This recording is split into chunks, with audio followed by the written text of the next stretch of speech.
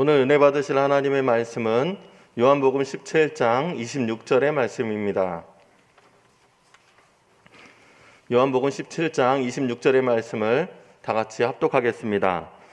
내가 아버지의 이름을 그들에게 알게 하였고 또 알게 하리니 이는 나를 사랑하신 사랑이 그들 안에 있고 나도 그들 안에 있게 하려 함이니이다. 아멘. 할렐루야. 자, 오늘 이 본문 말씀은 내가 아버지의 이름을 그들에게 알게 하였고 또 알게 할 것이니 이는 나를 사랑하신 사랑이 그들 안에 있고 나도 그들 안에 있게 하려 함이니라. 하나님 예수님께서 십자가를 눈앞에 두고서 하시는 말씀 중에 하나인데 내가 아버지의 이름을 그들에게 알게 했다. 즉 하나님의 이름을 우리에게 알게 하셨다. 왜 그분의 이름을 왜 우리에게 알게 하셨을까요? 야훼라는 이름을 알게 하시고 야훼에 따라서 부수되어지는 야훼 이레 하나님, 야훼 라파 하나님, 야훼 라하 하나님 이렇게 해서 7가지 이름이 이렇게 쭉 되어지는데 왜 그 이름을 우리에게 알게 하셨을까요? 그 이름은 그분의 속성이 들어가 있다. 여러분들 제 이름이 김용준이에요. 근데 만약에 우리가 옛날에 일제시대에 살았다면 나는 가네모찌, 가네모토, 김씨가 들어가지만 그 일본식으로 하면은 나는 일본 사람 같은 그런 모습으로 인생을 살게 될 거예요. 이름이 그렇게 중요해요. 만약에 내가 영어 이름으로 조셉, 존, 킴 그런다면은 영어식으로 내가 인생을 살게 될 거예요. 그만큼 이름이 나에게 미치는 영향력이 엄청나게 큰 거예요. 또 이름이 주는 이미지가 내 인생을 갖다가 결정하는 것이기 때문에 우리 하나님의 이름도 우리가 그 이름을 통해서 그분의 속성을 알고 그 이름을 따라서 우리가 구할 수 있는 것이 응답될 것이라는 사실을 우리가 믿어야지만 될 것입니다. 그래서 우리가 이름을 연구하는 게 중요해요. 항상 보니까 이 성경에는 이름에 대해서 굉장히 많이 나와요. 이름의 중요성에 대해서. 이름은 입술의 고백 아닙니까? 입술의 고백이 그렇게 중요한데 그 중에서 이름을 호칭하는 것이 그렇게 중요하다는 것이에요. 자, 예수님께서 하나님의 이름을 우리에게 알게 하신 이유, 첫째, 야훼 이레가 되신다. 하나님은 우리를 위해서 모든 것을 다 예비해 놓으셨다. 아담이 먼저 만들어지고서 하나님의 모든 일들을 창조하실 때 아담이 가입해서 그가 조금이라도 도움이 된 것이 없었어요. 모든 것이 다 완벽하게 다 이루어지고 난 다음에 그가 살 수 있는 이 모든 삶의 터전에 완벽하게 예비되고 준비된 그 가운데서 하나님이 그 다음에 아담을 만들으셨기 때문에 아담은 한 게 없어요. 왜? 이미 하나님이 예비 놓으셨기 때문에. 우리 인생도 그렇습니다. 내가 태어나기 전부터 내가 살 수 있는 모든 일들이 다 예비되어 있어요. 이걸 모르면은 바보야. 그래서 공중의 새도 하나님이 먹이시고 또 이 드레핀 백합보다 하나님이 입히시거늘 또 오늘 있다가 내일 아궁에 들어가는 그런 들풀까지도 하나님이 먹이시고 입히시거늘 하물며 너희 일까 보냐 이 믿음이 적은 자들아. 이거예요. 이걸 깨우쳐야 돼요. 하나님이 벌써 이미 다 예비해 놓으셨구나. 내가 살 수 있는 모든 터전을 다 완벽하게 다 준비해 놓으셨구나. 이걸 내가 찾아 먹어야지. 가만히 있는다고 되는 게 아니고 내 팔자는 왜 이렇게 한심하냐, 이렇게 인생이 왜 이렇게 고달프냐 이러고서 탄식하는 것이 아니라 이미 하나님이 나에게 주신 그 모든 일들을 예비해 놓으셨다는 것을 깨닫고서 당당하게 그것을 구하고 그것을 찾고 그것을 두드려서 내 것으로 취하는 인생. 할렐루야. 이게 사랑 이거예요. 난 예수님 그래서 맨 처음에 마태복음 읽으면서 정말 너무나도 놀라운 일을 깨달았어요. 정말 기가 막히구나. 나는 여태까지 그냥 악이 다툼에 대해서 뭘 살려고 몸부림쳤는데 이미 하나님은 다 예비해 놓으셨구나. 그래서 마음을 더 열고 나니까 하나하나가 나에게 채워지는 것이지 내가 악이 다툼에서 남을 짓밟아가면서까지 그거를 찾는 것 그게 아니더라 이거예요. 그렇게 해서 내가 더 잘 되느냐 하면 그게 아니에요. 하나님 앞에 맡기고 주님이 나를 위해서 예비해 놓으신 것이 무엇인가를 깨닫고서 하나하나 이렇게 찾아가는 어떤 그런 모습이 나를 영화롭게 하고 또 그리고 품위 있게 만들고 여유롭게 만들고 그리고 또 기름 부으심 받게 되고. 할렐루야. 여러분 이런 신앙으로 우리가 사시기를 바랍니다. 아멘. 자, 출애굽한 이 이스라엘 백성들에게 주신 하나님의 말씀은 뭐냐? 나는 너희를 치료하는 하나님, 즉 야훼 라파니라. 근데 그 약속을 주시면서 하나님께서는 어떤 조건을 제시했어요. 조건을 제시하셨어요. 너희가 너희 하나님 나 야훼의 말을 들어 순종하고 내가 보기에 의를 행하며 내 계명에 귀를 기울이며 내 모든 규례를 지키면 내가 너희 애굽 사람에게 내린 모든 질병 중에 하나도 너희에게 내리지 아니하리니 나는 너희를 치유하는 야훼임이니라. 그렇죠? 조건이 있죠. 순종하라. 의를 행하라. 계명에 귀를 기울여라. 규례를 지켜라. 이 네 가지의 조건에 의해서 내가 너를 치료하는 하나님으로 나타날 것이다. 라고 되어 있어요. 신약은 어때요? 문둥병자가 나왔을 때, 야, 너 나한테 순종했냐? 뭐 규례 지켰냐? 내 말씀 잘 들었냐? 그거 묻지 않으셨어요. 묻지 않으셨어요. 정말 신기해요. 자, 나병 환자가 마가복음 1장 40절 거기에 한 사람이 나타나는데요. 주님께 나와서 하시는 말씀이 뭐냐? 원하시면 저를 깨끗하게 하실 수 있나이다. 라는 그 믿음의 고백 하나만 했어요. 원하시면이라는 조건이에요. 그것도. 무조건 고쳐달라는 게 아니라 내가 나병에 걸렸는데 내가 나병에 걸린 것은 하나님 앞에까지 버림받은 존재라 나는 죄인입니다. 이 죄를 주님 용납하시겠습니까? 혹시라도 용납하신다면 나 고쳐주시고 아니시다면 나 돌아가겠습니다. 어떤 그런 뜻이 아니겠어요?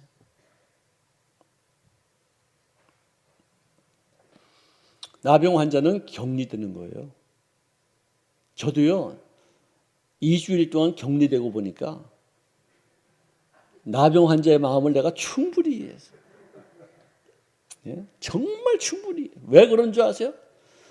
저한테 뭐 먹을 걸 갖다 주신다고 그래서 어떤 권사님이 제 문 앞에다 뭘 두고 가시냐고 연락이 왔어요. 나 그런 거를 문이라도 뽑으면서 고맙습니다, 감사합니다라고 하려고 딱 열었는데 거기다가 뭘 하나 딱 두고 갔는데 어느새 사라졌어. 나한테 옮길까봐 그냥 딱 두고서는 팽 가는 거야 그냥 뭐. 그럼 내가 마음이 허전한 게, 야, 문둥병 환자가 바로 이런 거였구나. 야, 어떻게 이렇게까지, 그러니까 뭐 나한테 이제 뭐 옮길까봐가 아니라 내가 혹시 미안해할까봐 혹시 또 그런 뜻으로 했겠지만 제 마음속에는 여러 가지 생각들이 이렇게 왔다 갔다 막 하더라고요. 근데 한두 번만 그런 게 아니라 죄종들도 거기다 뭐 놓고서는 휙 돌아가는 거예요. 아니, 얼굴 좀 보면 좀 안 돼? 얼굴 보는 순간에 확진이 확 오는 거예요. 그냥 그 사람한테는 그냥. 예? 아, 이거는 호흡기로 옮기기 때문에 마스크만 하면 어느 정도 다 괜찮거든요. 근데 얼굴 보기도 싫어해. 야, 정말 내가 이럴 수가 있을까? 이럴 수가 있을까? 그때 당시에 나병 환자는요, 사람들에게도 격리되고 가족들에게도 격리가 돼요. 네? 혼자 있어야 돼요. 그런 사람들끼리 모여 있어야 돼요. 그리고 가장 무서운 것은 뭐냐? 사람들에게 격리되고 그런 것도 좋은데 하나님한테까지 격리됐다고 생각하는 거예요. 모두가 나를 버리고 가도 하나님만 나와 함께 계시면 견딜 수 있어요. 근데 하나님, 모두가 나를 뭐 친절하게 대해도 하나님이 나를 버렸다면 그 사람은 살지 못해요.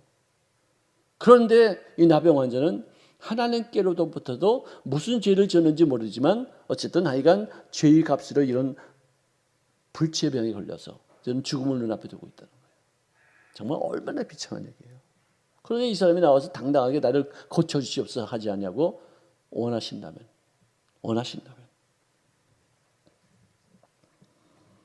그래서 주님이 하신 말씀은 일단 손을 대어서 그에게 대셨대요. 하나님께로부터 버리심 받았다고 생각한 사람이 하나님께로 나와서 혹시라도 원하시면 나를 고칠 수 있사옵나이다라고 고백했을 때 하나님이라고 생각했던 그분이 손을 갖다 대어서 그의 얼굴에, 그의 몸에 타치를 한다는 것이 보통 일이 아니죠.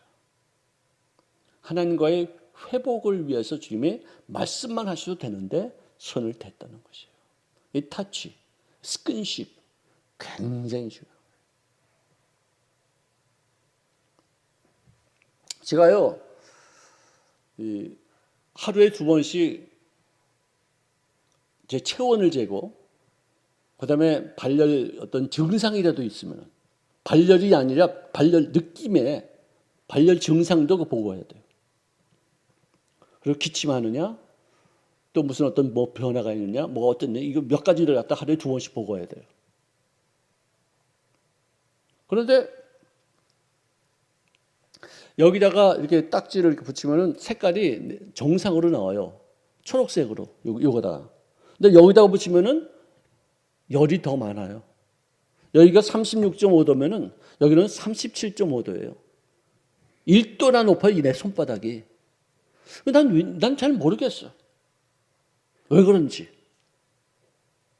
그래가지고 내가 이 노란 딱지만 갖고서 이게 측정을 할 때는 마음이 편안했는데 2층에 그 체온계가 있어. 이렇게 재는 거 있어. 이렇게 띡삑 하고서 이렇게 삑 하고서 온도가 팍 올라가는 거예요.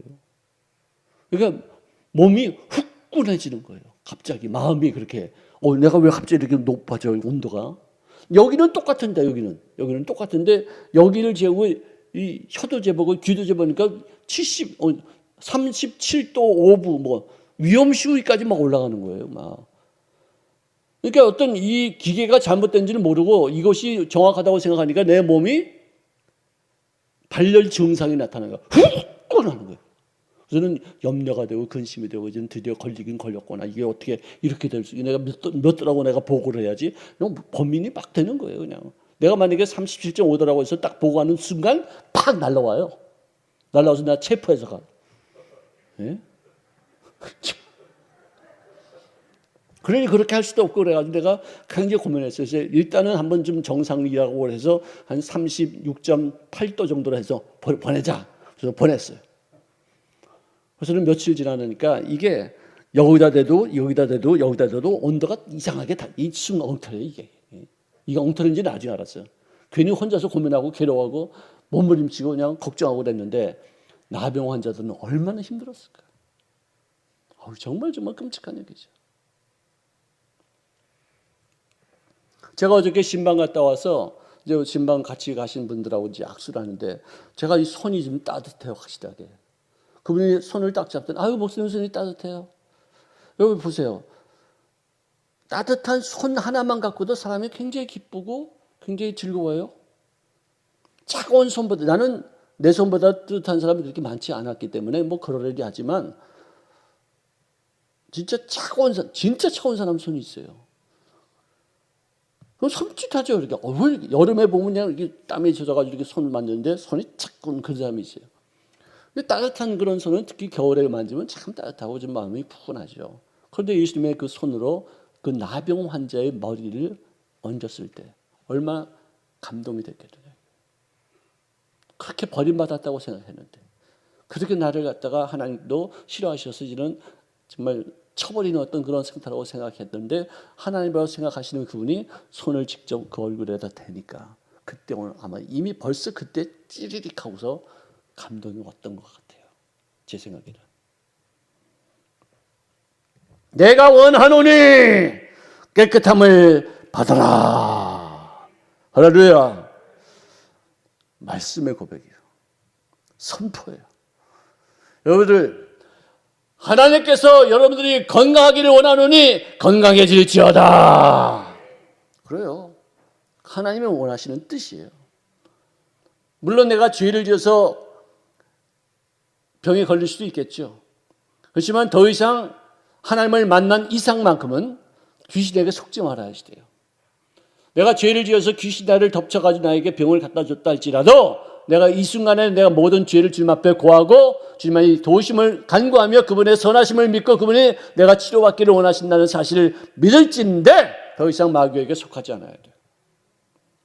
그에게 속아서 안 돼요. 당당하게 주님 앞에 나와서 주님 제 병을 치유하여 주시옵소서. 하나님과의 관계가 회복된 그런 어떤 의식이 뭐냐? 당당하게 나가는 거예요. 자, 그 말씀을 하는 그 순간 곧 그 즉시에서 나병이 그 사람에게서 떠나가고 깨끗하여졌느니라. 할렐루야. 그로서는 주님께서 하신 말씀이 뭐냐?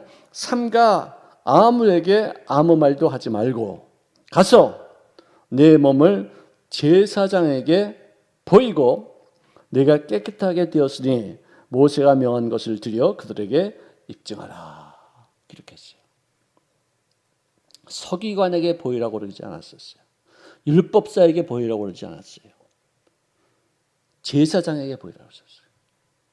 여기를 선지자, 율법사, 서기관, 바리새인들은 주로 말씀을 갖고 사람을 판단하고 정죄하는 사람들이에요. 오늘날로 말하면은 검사 출신들이에요. 뭐 검사가 다 나쁜 건 아니에요. 하지만 검사의 역할은 뭐냐? 이 사람의 잘못된 죄를 자꾸만 드러내는 거예요. 근데 그 방법에 있어서 사람을 정말 아주 인격적으로 모독을 한다거나 두려움을 갖다 준다거나 어떤 자유롭지 못하게 이렇게 억압을 한다거나 어떤 그런 방법이 잘못된 것이지 그 검사가 있어야지만 하나님도 판단할 수 있는 거예요. 근데 교회 안에서는 모두가 다 제사장이 되어야 돼요. 제사장은 서로 불쌍하게 여기는 의사 같은 마음이에요. 율법사나 서기관과 바리새인들은 자꾸만 잘못된 것을 지적하고 판단하고 정죄하고 죄 있는 것을 자꾸만 알려주는 어떤 그런 역할을 하는 것인데 의사가 그래 어저께도 제가 월요일 날도 가고 화요일 날도 갔었어요. 이 코도 보고 여기 편도선도 보고 귀도 보고 눈도 다 봤어요. 제가 목을 많이 쓰니까 목사가 뭔지 아시죠? 목을 쓰면서 사는 사람이 목사예요. 네? 목을 많이 쓰니까 항상 내가 불편하고 그래서 이비인후과에 갈 때마다 목사님 목 좀 덜 쓰세요. 목을 좀 가만히 계시죠. 말하지 마세요. 말하지 마. 아니 목사 보고 말하지 말라는 그게 무슨 말이야 그게. 그런데 이번에 제가 미국 갔다 오면서 3주간 설교 한 편도 안 했어요. 내가 평생 그래 보기 처음이에요. 그러니까 목이 굉장히 좋아졌어요. 여러분들이 보기에도 제 목소리가 좋아졌죠. 그래요. 제가 보더라도 좀 편안해지고 무리수가 하는 것 같아요. 이게 쉬는 게 그렇게 최고예요. 요즘 이 코로나 때문에 마스크 하고 다니고 또 많이 돌아다니지 않고 무리하지 않고 정말 다들 쉬고 또 잠도 잘 자고 또 이거 뭐 공기를 항상 따뜻하게 이렇게 해서 이렇게 하니까 지금 의사들이 지금 죽기 살기에 지금 밥 벌어먹을 게 없어요. 환자가 와야 지금 벌어먹고 사는데 환자가 안 와요. 이런 기회도 우리가 좋게 선용해야지 돼요. 자기 건강을 회복하시는 기회로 만들어주는 것. 낙심하고 탄식하고 불평하고 원망하고 왜 이래 짜증내고 이러지 말고 이럴 때 내 평생에 이럴 때가 과연 몇 번이나 올 것이냐. 좀 잘 쉬고 몸도 보양하고 잘못된 거 어디 있는가 좀 잘 좀 살펴보고 건강 가지고 또 몸도 좀 줄이고 이렇게 해서 좀 선용하는 어떤 그런 것도 지혜다 이렇게 생각이 듭니다. 자, 그래서 제사장에게 가서 내가 그동안에 율법에 의해서 격리되었고 율법에 의해서 사람들에게 가족들에게조차도 헤어져서 홀로 죽음을 당해야 될 그런 상황이었었지만 제사장에게 제사장은 그때 당시에 의사입니다. 몸을 치료하는 사람이고 또 몸을 이렇게 건강 상태를 판별하는 사람이에요. 보고서는 이제는 원상복귀를 하라. 그러니까 이 나병 환자가 되면은 모든 면에서 격리가 되는 거예요. 그런데 이 나병에서 낫고 나면은 하나님과의 관계도 회복되어지고 자기 자신과의 관계도 회복되어지고 가족과의 관계도 회복되어지고 이웃들과의 관계도 회복되어지는 거예요. 이 관계 회복이 이렇게 중요한 거예요. 저는 이번에 4박 5일 동안 가족들과 함께하면서 얼마나 행복했는지 많이 뒤집어지게 웃고 뭐 많이 먹고 그냥 짧은 시간 동안에 다닐 때는 그냥 별곳 다 다녀봤어요. 그러니까 너무너무 즐거운 거예요. 그게 취해가지고 제가 2박 3일, 2주일 동안의 격리 시간에 그렇게 지루하지 않았었어요. 너무 사랑스러워요. 근데 제가 돌아오는 그 비행기 안에 제 옆에 어떤 그 부인이 앉아 계시는데 제가 지금 너무 짧은 기간 동안에 왔다 갔다 하다 보니까 한 13시간 하고 올 때는 15시간 오니까 너무 피곤할 것 같아서 업그레이드해서 비즈니스 클래스를 한번 타봤어요. 근데 이 부인이 있는 그 창가에 있는 그 좌석에는 남편이고 애들이고 바글바글해. 왜? 흩어져 앉아 있다가 부인만 여기 탔나 봐. 다 와가지고 여기서 막 떠들고 막 장난하고 뭐 휘덕거리고 웃고 박수치고 막 난리가 났어. 근데 저는 가족들이 얼마나 소중하다는 것을 내가 철들어서 깨달았잖아요. 스튜디오에 와가지고 손님 죄송합니다. 이분들한테 좀 너무 좀 무례하죠. 불편하지 않으세요? 괜찮아요. 가족들이야. 또 와서 물어봐. 막 난리치고 그러니까. 나는 이 사람들이 막 웃고 막 그러는 게 너무 재밌는데, 너무 즐거운데, 야 이건 가족이다. 가족들이 이렇게 즐거운 것인데. 그래 그걸 못 참아가지고 여기 가서 팍팍 하면서 말이지 막 난리를 치고 있는데 얼마나 가족 아니면 이럴 수 있겠어요. 또 와가지고 일단 스튜디오에서 또 뭐라고 그랬어요. 괜찮아요. 가족이잖아. 가족은 다 그럴 수 있어. 그래서 저는 이제 공항에 도착해서 이제 나오는데 거기 또 그 스튜디오스가 또 아이고 편찮으셨어요? 좀 불편하지 않으셨어요? 아하 참 가족이었더라니까. 가족이 뭔지 몰라? 나는 4박 5일 동안에 가족과 함께 있는 그 시간이 그렇게 행복하고 즐거웠는데 그래 한 열 몇 시간 동안 이렇게 무슨 떠든다고 해서 그것 때문에 내가 이렇게 왜 슬퍼하고 내가 기분 나빠하고 짜증낼 이유가 뭐 있겠어. 가족들인데 내가 즐겨야지. 가족이 그렇게 중요한 거예요. 여러분들 가족들을 소중히 여깁시다. 내가 철르겠네. 그동안은 일만 그냥 따라다니면서 일해서 가족들에게 제대로 시간도 좀 많이 나누지 못하고 많이 그런 것이 너무나도 후회가 돼요. 때늦게나마 이게 철이 나서 요즘 우리가 이 공항 지나갈 때도 삑 소리가 나잖아요. 철이 나가지고. 여러분들 이렇게 어려울 때일수록 가족밖에 없어요. 가족이 최고예요. 아멘. 물론 이제 가족에서도 가족이고 또 우리 교회 안에서도 다 식구들 아닙니까? 주 안에서 가족이니까 서로 존귀 여기고 서로 사랑하고 서로 덮어주고 서로 용기를 주고 위로해주고 이럴 때 정말로 우리가 그런 모습을 갖출 수 있는 최고의 기회가 아니에요. 왜? 모두가 다 다운돼 있으니까. 말 한마디만 해도 바짝 우리가 용기를 가질 수 있고 힘을 가질 수 있고 또 소망을 가질 수 있지 않겠습니까? 이런 어떤 상황을 우리가 잘 선용할 수 있는 그래서 우리 예수 믿는 사람들의 모습을 갖추당하고 그동안에 우리가 소연했던 이 관계를 좀 더 돈독히 하고 또 그동안에 관심 없었던 사람들에게도 또 존귀 여기고 그리고 이제 우리가 저는 전수를 많이 바꿔야 될 때가 됐어요. 옛날같이 이렇게 뭐 가만히 있어도 막 오시는 것이 아니기 때문에 우리가 찾아가야 돼요.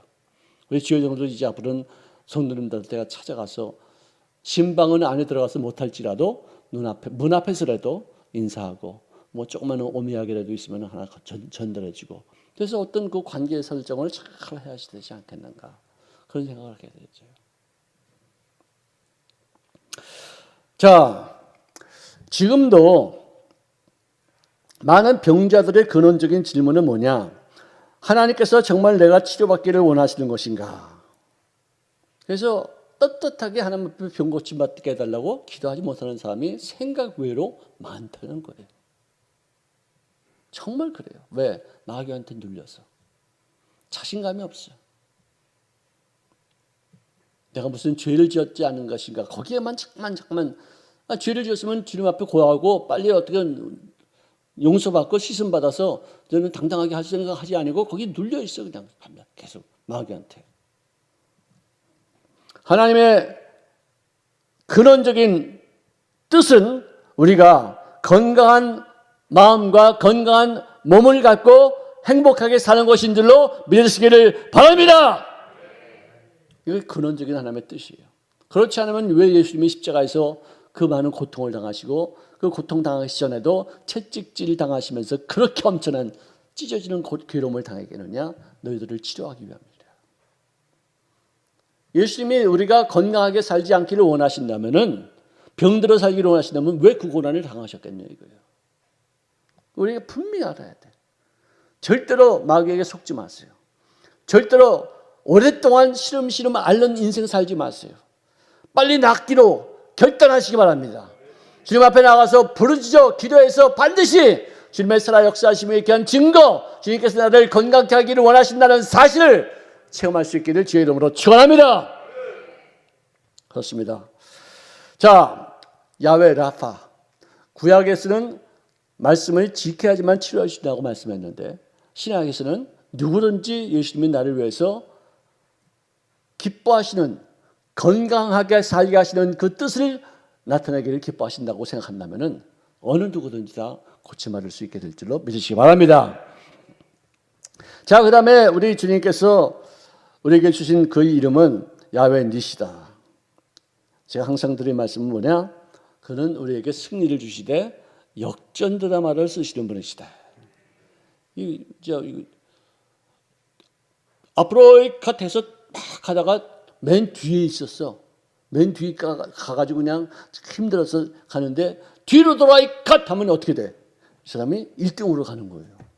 그래요. 하나님 하신 일이 그래요. 지금 당장 여러 가지 어려움이 있다고 해서 낙심하지 마세요. 좌절하지 마세요. 인생을 포기하지 마세요. 나는 역전드라마를 쓰시는 하나님의 택한 백성이고 나는 반드시 승리하게 될 줄로 믿습니다. 끝까지 부여잡는 거예요. 절대로 포기하지 마시기를 바랍니다. 할렐루야. 모세가 제단을 쌓고서 그 이름을 야훼 니시라고 하고서 이러기를 야훼께서 맹세하시기를 야훼에게 아말렉과 더불어 대대로 싸우리라 하셨다 하라. 여러분들 이 말씀이 나오기까지는 여호수아 군대가 아말렉과의 싸움에서 모세가 손을 들고 있을 때는 이스라엘 백성들이 그들을 무찔러서 승리 계가를 올리게 되고 손을 드는 것이 너무 피곤하니까 손을 이렇게 내리는 그 순간에 아말렉 군대가 잠깐만 앞으로 나와서 이스라엘 군대를 또 승리하게 되고 이게 좀 패하게 만들고 또 올리면은 이기고 내리면은 지니까 아론과 홀이 와가지고 여기다가 돌을 싸가지고 팔을 갖다 계속해서 올릴 수 있도록 이렇게 만들었어요. 그래가지고 그 상황으로 계속해서 올리고 있으니까 밀고 나가서 결국 승리하게 된 사건을 가지고서 야훼는 나의 깃발이니라. 야훼는 우리의 승리자가 되게 하시는 하나님의 신이라. 할렐루야. 그래서 그 이름을 야훼 니시라고 이렇게 말씀해 주셨습니다. 여러분들 정말로 기도의 손을 내리지 마시기를 바랍니다. 여러분들이 모두가 다 아론과 훌이 되시기를 바랍니다. 또 내가 또 모세가 되어야지 돼요. 여호수아가 싸워서 이길 수 있도록 해줘야 돼요. 우리 중보기도 팀 정말 귀한 팀들이에요. 기도하고 나면은요 뭔가 달라져요. 저도 옛날에 여의도에 있을 때 사회자석에서 사회도 보고 성경도 낭독하고 또 말씀도 봉독하고 막 그랬었어요. 근데 기도를 많이 가면은 이 말씀 하나하나가 살아 꿈틀꿈틀해요. 그래서 그걸 봉독할 때 내가 은혜가 되고 한자도 틀리지 않게 정확하게 탁탁탁탁 이렇게 말씀을 이렇게 읽을 수 있게 되고 봉독할 수 있게 돼요. 근데 기름 부심이 없고 기도가 좀 소홀히 하면 아니 이거 한글을 읽는데 왜 내가 틀려야 돼? 버벅거려. 정말 이상해. 그럼 어떻게 내가 설명해야 돼? 기도를 많이 하고 그 짧은 시간에 사회 보는 시간이 뭐 얼마나 기니까 그리고 짧은 시간에 하는데도 기도를 준비를 많이 하고 하면 말씀도 솔솔솔 은혜스럽게 기름 부심이 있어가지고 내가 너무나도 말씀을 읽으면서 아멘하면서 말씀을 읽게 되는데 좀 이렇게 기도가 좀 소홀히 했으면 아니 한글을 왜 내가 틀리게 읽어 왜? 정말 이거 너무 이상한 거예요. 여러분들 특히 우리 예배위원들은요 기도 설교자가 아니더라도 기도 많이 하시대요. 어떤 분은 헌금 기도할 때도 은혜스러운 분이 있고 어떤 분은 헌금 기도가 짜증나는 분이 있어요. 어떤 분은 찬양을 해도 찬양에 굉장히 은혜스럽고 내가 같이 따라하게 되고 거기에 빨려 들어가는데 어떤 사람은 아유 이거 뭐 하는 거야 이게 발성 연습하는 거야 뭐야 이런 생각이 들게 하는 분도 있어요. 간혹 가다가 아니 찬송을 드려야 되고 하나님이 받으실 그 찬송을 어떻게 그렇게 뻔뻔스럽게 눈 똑바로 뜨고서 찬송을 불러 그래? 발성 연습하는 것 같아. 이거 발성 연습할 때 이게 안 하잖아. 감성 연습 안 하잖아 이게. 제가 이번에 이 격리하면서 평상시에 보지 않던 텔레비 프로도 보고 뭐 유튜브도 좀 보고 그랬어요. 근데 거기에 김태현이라는 어린 아이가 9살짜리가 간대요 글쎄라는 그 노래를 부르면서 트로트야 트로트.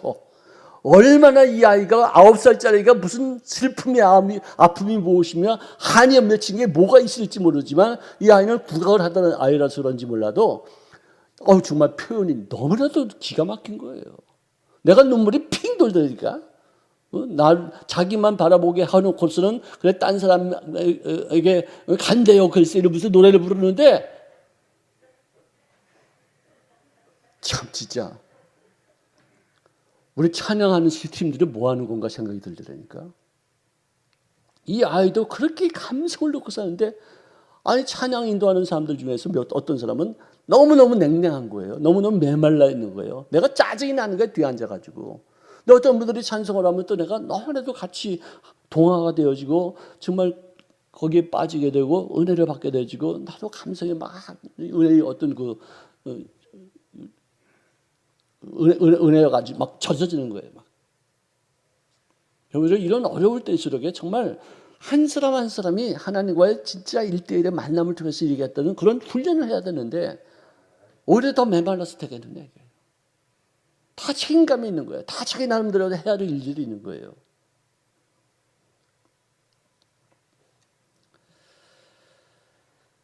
여러분들 어려움을 선용하는 것이 관건이에요. 인생 살면서 어려움을 당하지 않은 사람은 어디 있어요? 다 있지만 어떤 사람은 어려움 때문에 잘못되는 사람이 있고 어떤 사람은 어려움 때문에 더 잘 되는 사람이 있더라고요. 누가 통계를 해봤대요.